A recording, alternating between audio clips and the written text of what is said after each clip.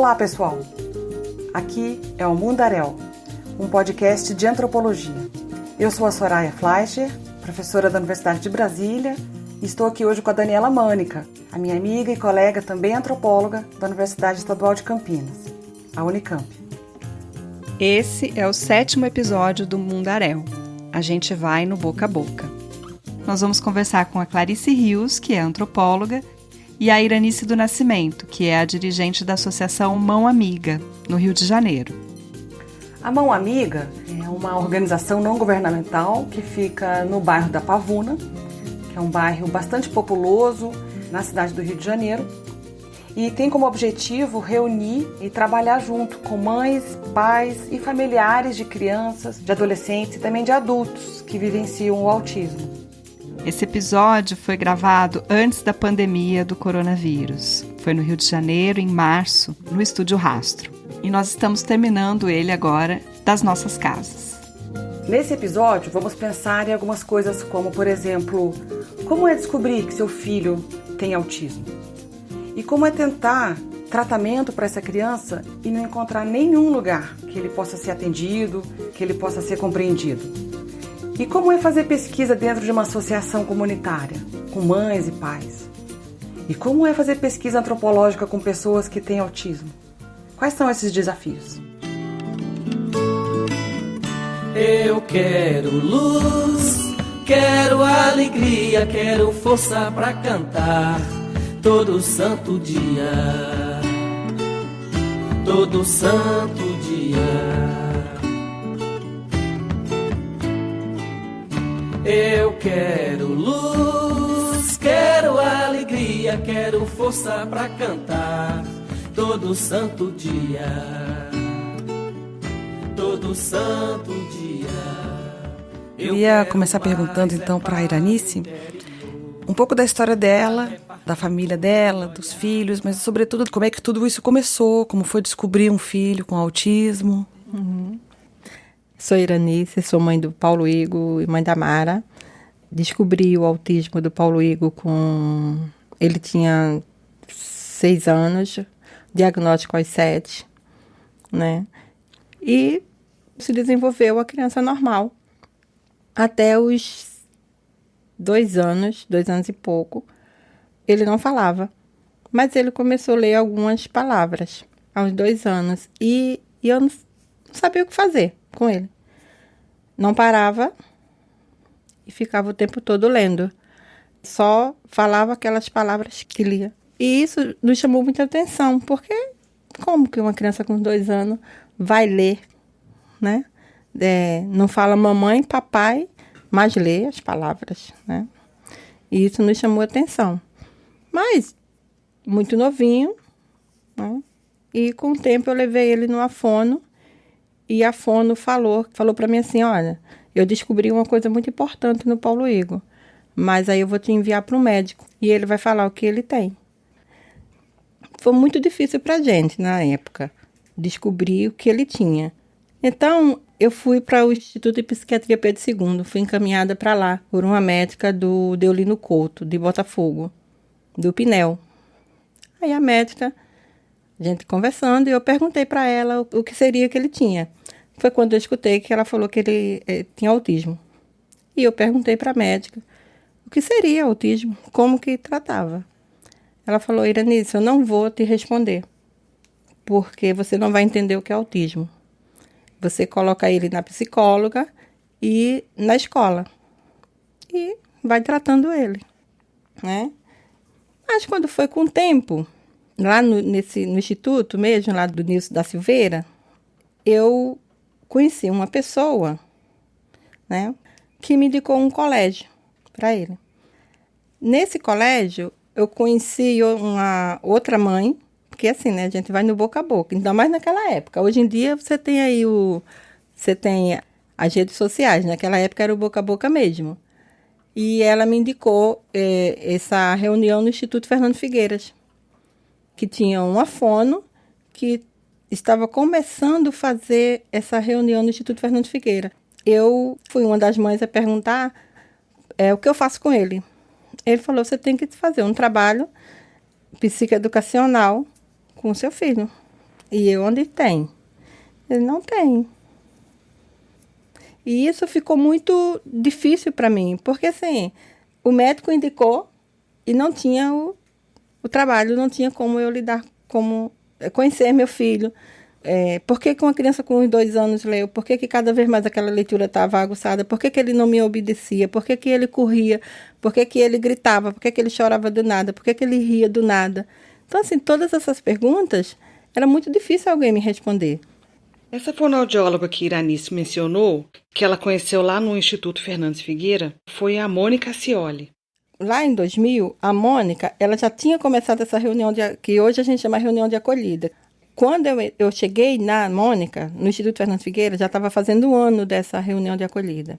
E eu continuei com ela nessa reunião mensal. E eu fiquei indo a essas reuniões. Eu fazia tudo para não perder, porque cada reunião que eu ia, eu aprendia mais uma coisinha. Vinha outros pais, né? Tinha um rodízio dos pais. E aqueles pais sempre passavam alguma coisa para a gente. O meu filho é difícil ir no banheiro, então eu fiz isso. Aí eu ficava, será que vai dar certo com o meu? Às vezes dava, às vezes não. E foi assim que eu fui descobrindo as coisas para lidar com o Paulo Igor. E eu achava muito importante, eu achava não, né? Acho, até hoje, essas reuniões, porque a gente conhece as famílias, né? E aí, nesse caminho, vocês criaram uma associação, né? Eu estava no dia, quando ela falou para os pais fundarem uma associação, porque os pais precisavam de recursos, né, para trabalhar com seus filhos, porque não tinha recursos, ninguém falava de nada, não tinha escola, não tinha atendimento, não tinha nada. Quando a Mônica falou da associação, ela falou que eu dei um suspiro. E nesse suspiro ela disse que viu que ela estava no caminho certo. É um dos capítulos do livro dela, do Suspiro, né? E assim, eu não me toquei, eu não lembro do suspiro, mas se eu dei, né, foi bom porque eu tô até hoje aí. Até hoje, são 20 anos de associação Mão Amiga. E nessa época, a gente tinha bastante criança e não tinha como ser atendida. Tinha crianças muito carentes. O meu era um. Quando ela ofereceu esse trabalho, né, eu não me dei esforços. Era a única coisa que ele tinha para ser atendido. E ela estava me oferecendo aquilo ali de graça. Lá na minha casa não só tinha o autismo, tinha toda a outra logística da casa. Tinha outros problemas também da casa, né? Do dia a dia. Desemprego, né? Eu era manicure, eu tinha que trabalhar também. Então eu fazia toda uma ginástica para poder trabalhar por causa do Paulo Igor. E você, Clarice, como é que a sua trajetória, né? Por onde você passou, te leva a encontrar e conhecer Iranice, né? É interessante usar casos, né? Ela encontrou com a Mônica por acaso, acho que encontrei Iranice e Mônica também por acaso, e foi um encontro.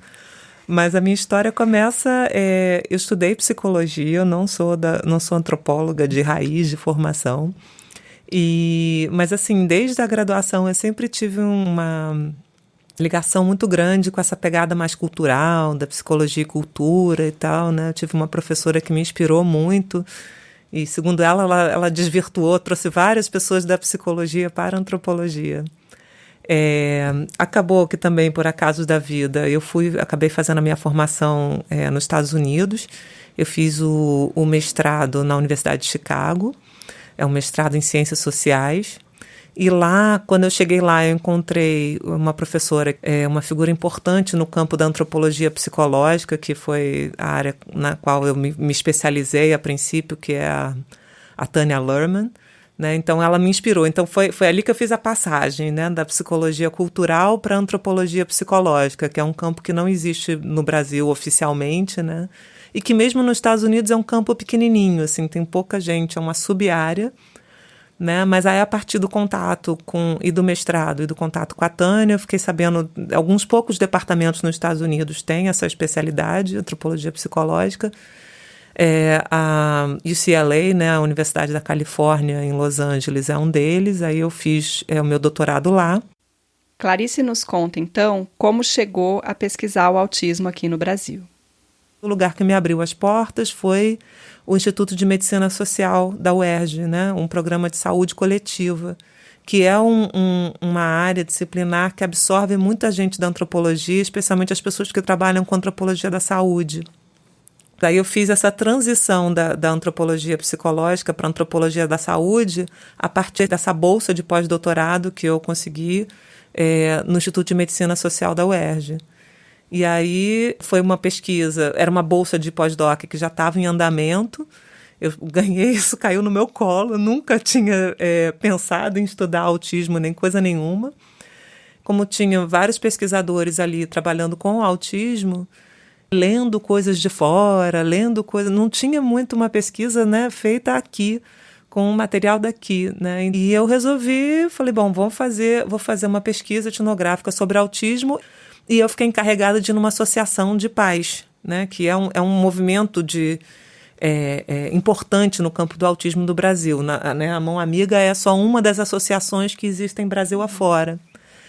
Mas é interessante esse movimento de associações, né, no Brasil todo, de pais e mães, né? É uma rede. É isso que ela estava falando do boca a boca, né? Também eu acho que eu cheguei ali na Mão Amiga no boca a boca. Acho que a primeira vez que eu fui, né, Nice, ela não estava lá. Eu fui umas 2 vezes lá visitar uma amiga até encontrar ela. Uma vez eu encontrei pelo telefone, aí elas me convidaram para ir numa dessas reunião de acolhida, que é uma reunião que eles fazem todo último sábado do mês. Eles apresentam o trabalho que a Mão Amiga faz, contam um pouco da história, né, um pouco da filosofia. E é uma coisa que mistura um pouco assim, uma proposta de atendimento profissional, mas também com um grupo de ajuda mútua, né? Os outros pais que já estão na associação vão lá, compartilham sua experiência, né? Eles escutam e acolhem, né? Porque a ideia é de acolher mesmo esses familiares que estão indo pela primeira vez.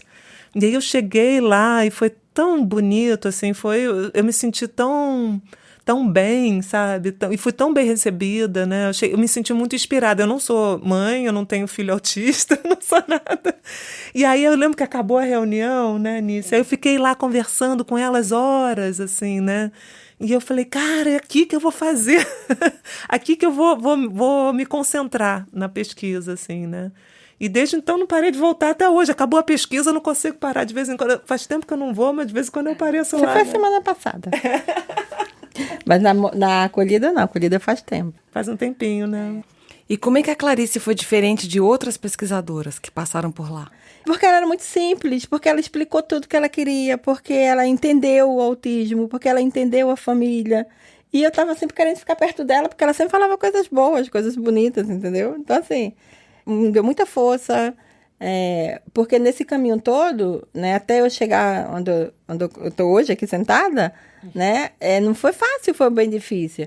Quando o Paulo Igor surgiu, quando o Paulo Igor veio, né, ele veio para dar uma virada de 360 graus. Ou tu faz ou tu fica sentada, esperando cair do céu. E foi quando deu um tempo, depois dele com uns 10 anos, eu voltei a estudar, terminei meu 2º grau, aí depois fiz um curso de enfermagem, técnica de enfermagem, mas aí já não deu, né, não era o que eu queria. Então, nessa época de estudo, falei com o Paulo, falei, olha, agora, a partir das 6 horas que você chega em casa, o Paulo Igor é seu. Você faz até ele dormir. Aí era banho, era o remédio, era a janta, tudo, até hoje. Porque foi essa folga que eu tive. Aí foi quando eu estudei e depois eu fui fazer faculdade. Fui fazer faculdade de serviço social. Aí, nessas alturas, a Clarice já estava lá na Mão Amiga.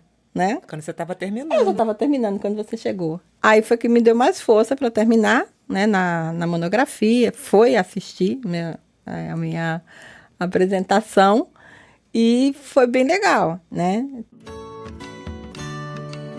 Quero guiar o meu pensamento, redescobrir todo o meu sentimento, ter na memória a verdadeira história que o Rei da Glória traz à luz do tempo. Eu queria começar comentando uma coisa da formação da Clarice, porque ela faz a formação mais canônica, mesmo que ela tenha mudado de área, da psicologia para antropologia, mas ela faz a formação canônica, graduação, mestrado, doutorado, mas depois ela faz o caminho da pesquisa dela até o autismo, né? Então é um outro tipo de aprendizado também, que o campo pediu, né, tem um espaço muito grande na antropologia para o aprendizado prático, daquele tema que te convida para entrar, daquelas pessoas que te orientam para como fazer. Eu queria reforçar isso, de que há um espaço muito importante que a gente tem que valorizar do aprendizado prático, que a pesquisa nos leva para dentro, né? Porque a gente sempre fica achando que são só os diplomas, mas a antropologia dá muito valor para isso. E também eu acho que o quanto a antropologia tem a contribuir para pesquisas mais amplas de outras áreas, né? Com um olhar disruptivo, né? Porque com as pesquisas mais teóricas, mais distanciadas, quando você chega com um campo, às vezes uma pesquisa de campo situada, ela desmonta alguns dos conceitos, alguns dos pressupostos, traz outras questões. Então, eu acho que a antropologia tem muitas contribuições possíveis para outras áreas das ciências humanas e naturais, biológicas, da saúde, mas precisa ter uma abertura também para que essa perspectiva que vem de uma relação que você constrói de um outro jeito, com outra profundidade, que é uma relação frequentemente, como é no caso que a gente viu aqui, engajada, amiga, e são perspectivas que tensionam, que colocam em questão. E isso é muito bom, eu acho, para poder pensar questões de uma maneira séria, né? Ou seja, levar em consideração como que as coisas estão acontecendo no mundo da vida, no Brasil, né? Na vida das pessoas, é fundamental. Coloca em questão todo um ideário do que é ciência, de um jeito único de se fazer pesquisa, de um jeito único de se escrever. Então sacode aí muitos cânones, né? O pressuposto que são os cientistas, são os médicos, são os especialistas, são, né, essa elite intelectual que sabe, e no caso, as mães de autistas é que tem que buscar esse saber, né? Eu acho que o trabalho da Clarice contribuiu para inverter essa pirâmide, né? E dizer, não, quem sabe sobre os filhos são as mães, né? E aí, e é isso, quem sabe mais, os maiores experts em autismo são as pessoas que têm que lidar com as pessoas autistas no dia a dia. E no meio de outras coisas da casa, como ela falou. Outros problemas, desemprego, trabalho, renda que tem que trazer para casa, outros filhos que têm que ser cuidados, né? Essa ciência do cotidiano em meio ao cotidiano. Exato. Que acho que a Iranice conseguiu sempre balancear isso de uma forma muito corajosa, né? Você olha para ela, você vê coragem, né? E força, né? De não esmorecer, né?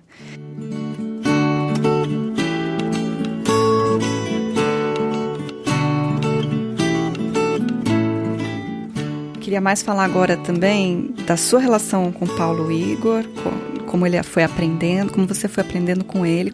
E aí como que Clarice, como pesquisadora, também embasou um pouco a pesquisa dela nessa relação de aprendizado sua com o Paulo Igor e de Paulo Igor com você.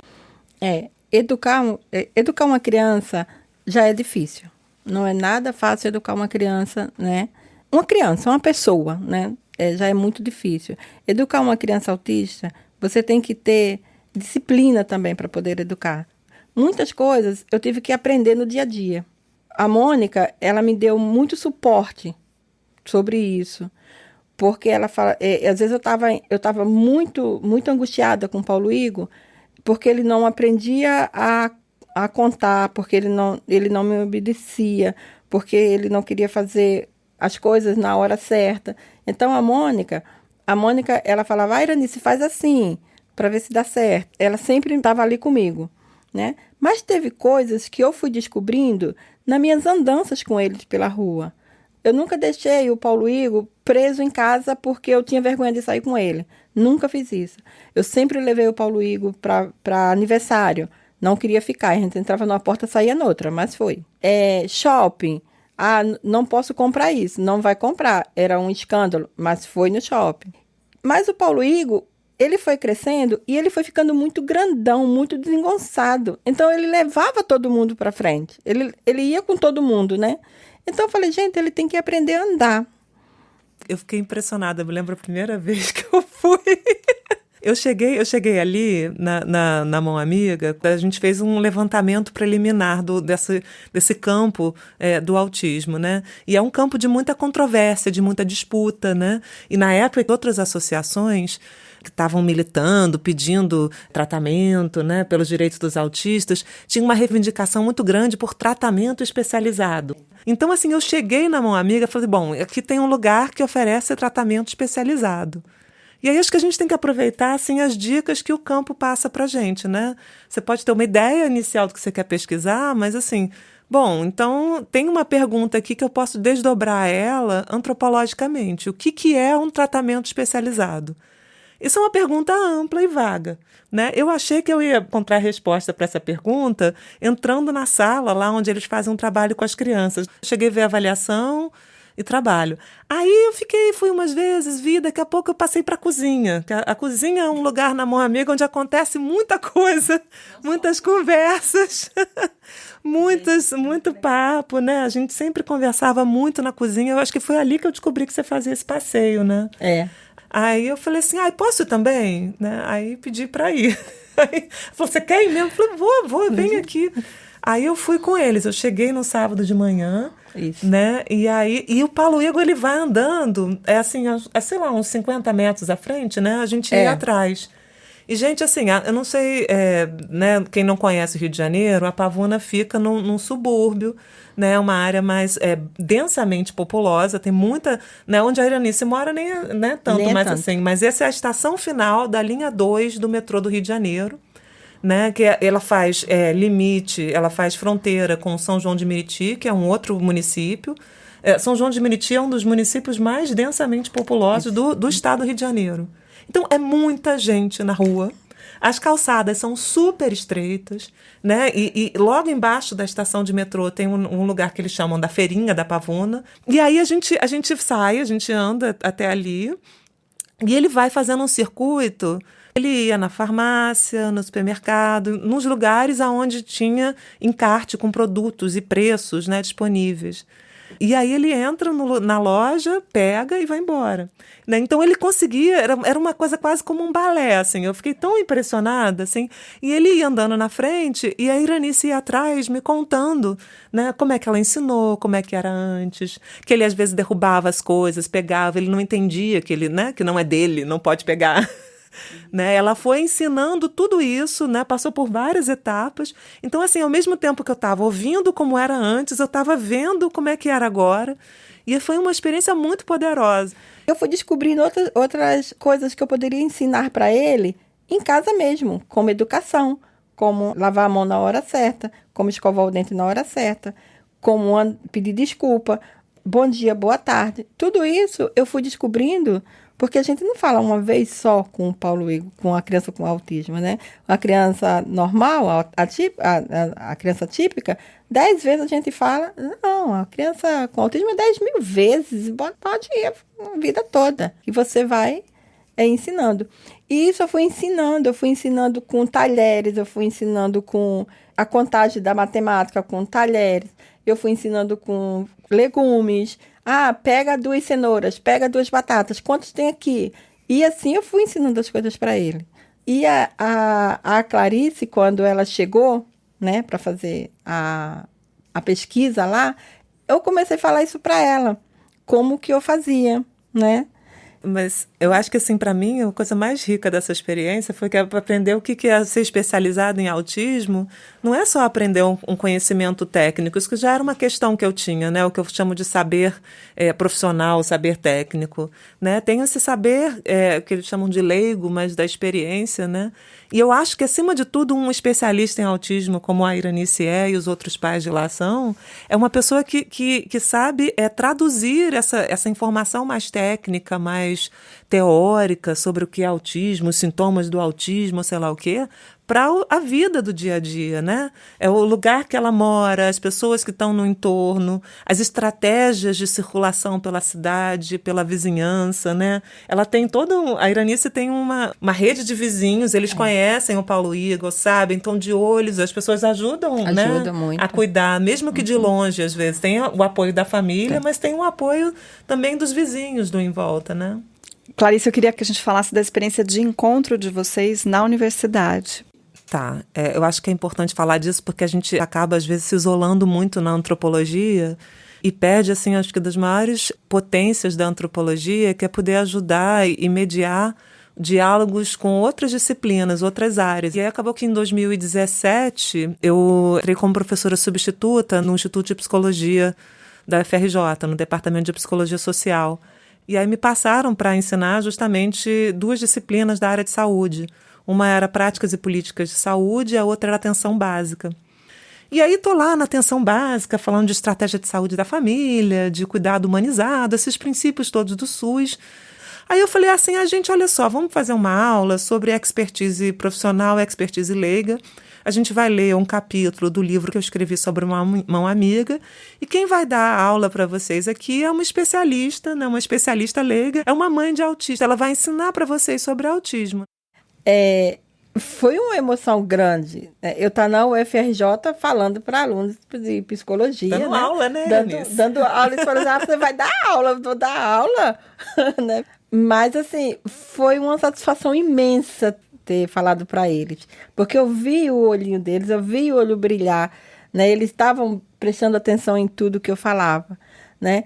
E, assim, ela ter passado para mim o capítulo do livro, né, que ela fez antes, gente, é tudo aquilo ali, sou eu, sabe? Tá com nomes diferentes, não é o Paulo I que tá ali, é outro nome, por sinal o nome do meu irmão mais velho, né, que ela colocou, a Mônica tá ali, sabe? A minha família, eu falei, gente, sou eu que tô num capítulo do livro, né?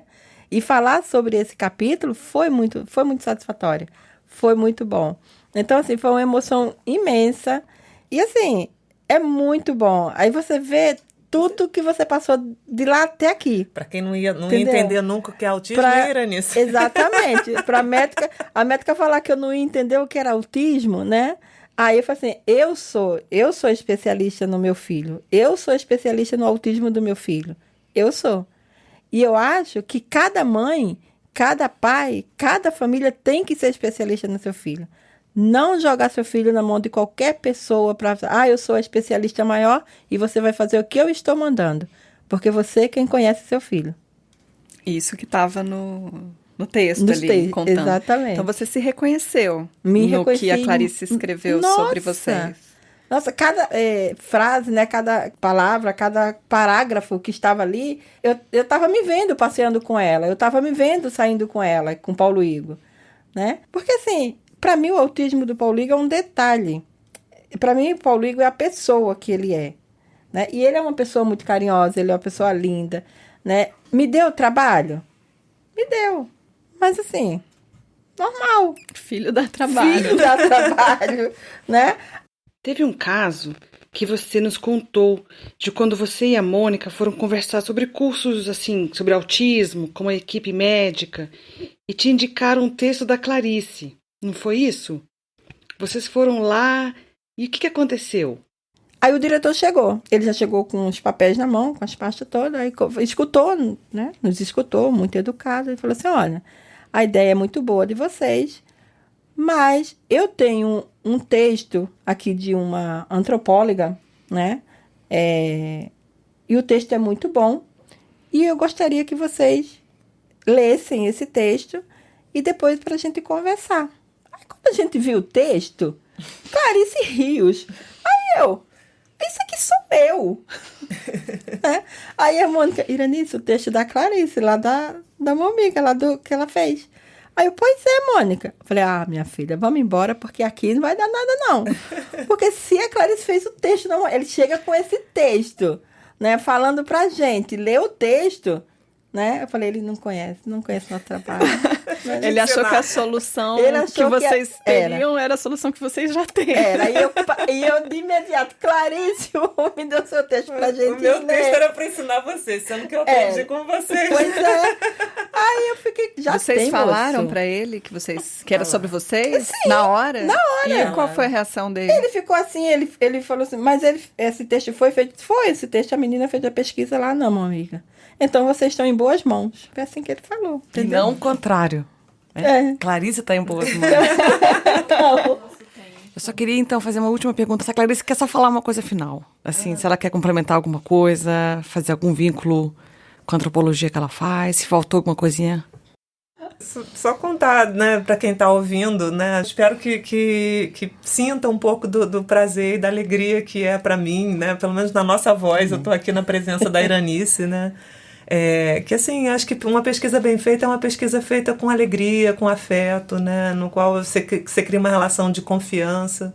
É aí que assim as informações fluem, mas também assim a ajuda, né, a solidariedade. E aí eu acho que isso transforma o mundo, né, à sua volta, transforma teus alunos, transforma teus artigos, a tua prática, né? Então a gente não pode nunca separar, né, esse saber teórico, esse saber técnico, né, do mundo da vida. Eu acho que isso, se é alguma mensagem que eu quero deixar disso tudo, é muito enriquecedor, faz a gente gostar do que a gente faz, né? Faz o que a gente faz ser importante para o mundo, né?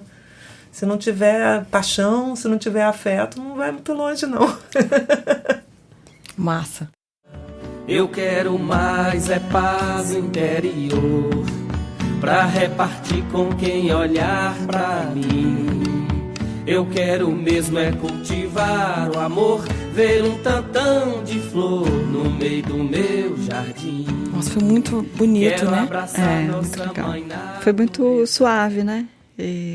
Porque e alegre, fluiu. Muito a relação delas. Na entrevista prévia, ela ficou muito emocionada quando ela falou do Paulo Igor, né? Que ela falou que tudo que ela é hoje, ela só é por causa do Paulo Igor, né? Que foi essa experiência de maternidade com ele que fez com que ela hoje se tornasse a pessoa que ela é, né? Porque transformou ela numa expert em autismo, né? Em criar uma estrutura de atendimento para outras mães e outros pais que hoje vivem o que ela viveu quando ele estava lá com 6, 7 anos e poder ensinar e poder, né, transmitir tudo que ela aprendeu, todas as apreensões, todas as dificuldades, com caminhos de solução mais fáceis até para essas pessoas hoje. Acho que ela tem muito orgulho de ter conseguido, sabe, se resolver com esse processo do Paulo Igor e ter criado um legado, né, ali. Certamente. E uma metodologia da boca a boca, a metodologia da reunião sistemática de acolhida toda semana, recebendo gente completamente nova, lidando bem com o fato de cada reunião ser de um jeito, né? Então, essa é uma metodologia mesmo, né? De aprendizado e de repasse de aprendizado. Acho que a Iranice passa muito tanto a ideia de quando ela fala que ela aprendeu muito com Paulo Igor, né? Aquela ideia de estar aberto a aprender com o próprio filho que é autista, mas estar aberto para aprender com um novo pai, uma nova mãe, uma nova experiência que vai aparecendo ali nas reuniões de acolhida. Então é uma pessoa muito mais horizontal de relação, de conhecimento, que é a base para você conseguir ter uma perspectiva mais positiva da vida, né? A gente tem uma antropóloga acompanhando a mãe e seu filho em passeios pela cidade, com itinerários e navegações. Acho que é uma palavra bem forte, assim, de como é que se navega num lugar muito denso populacionalmente, né? Eu chamaria isso de uma antropologia peripatética, né? Uma antropologia que acontece andando, falando e aprendendo. Então, não é só a cabeça que está em funcionamento e fazendo esse diálogo com a outra pessoa, né? A interlocutora. Mas é essa antropologia acontecendo pelo corpo que se movimenta pelo espaço. E ouve, vê e sente calor e cheiro, né? E desce degrau, e pega panfleto, pega encarte. Então, isso acho que pode acontecer em vários outros temas de pesquisa também. É interessante isso, porque, ao mesmo tempo, a própria Iranice busca um certo apoio médico, psicológico, fonoaudiológico, né? Um apoio de um cientista, de uma pessoa que tem conhecimento científico para ajudá-la em relação ao filho, né? Então, é uma demanda que vem dela de ajuda para lidar com uma questão extremamente difícil, que é a questão da maternidade, né? E que é, em especial, a maternidade de uma criança com autismo, como depois ela veio a entender e classificar, né? Entender que, bom, essa dificuldade que eu estou tendo com meu filho tem a ver com coisas específicas que acontecem com ele, que não acontecem com outras crianças, e que, na verdade, ninguém sabe direito como lidar, né? Então, é muito bonito ver como, ao mesmo tempo, o processo dela de aprendizado de maternidade passa por aquilo que toda maternidade comporta, que é aprender a lidar com um bebê, aprender a lidar com esse outro e construir esse conhecimento com esse outro, esse filho, em diálogo com outras formas de conhecimento que médicas especializadas, né, de várias frentes disciplinares, mas que na verdade não é nem o conhecimento especializado médico, nem só a experiência de maternidade que permite, né, esse aprendizado. É um diálogo entre essas duas perspectivas que, na verdade, quem performa são os pais, é a mãe, é a pessoa que cuida, né, e é quem aprende a fazer, né, na relação entre essas várias formas de olhar a criança, olhar a questão da criança com autismo.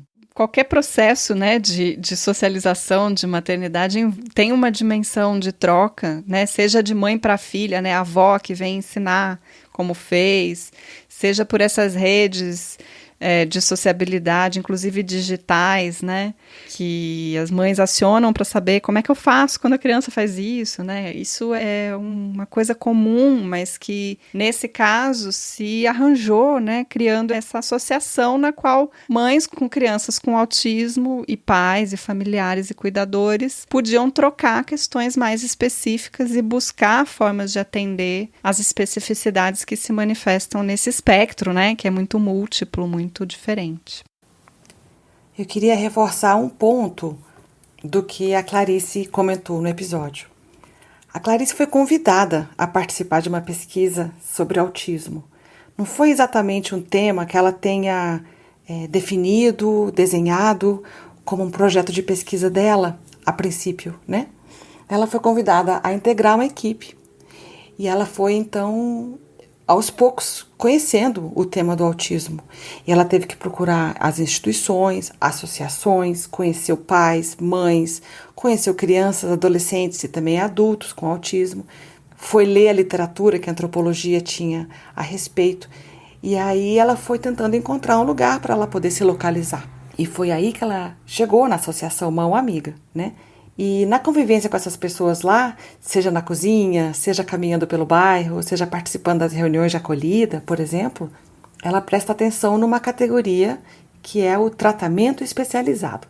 E ela percebe que essa categoria é muito importante para as pessoas lá dentro e que, ao mesmo tempo, pode ser muito rentável para pensar a antropologia, do ponto de vista da antropologia e também a própria antropologia.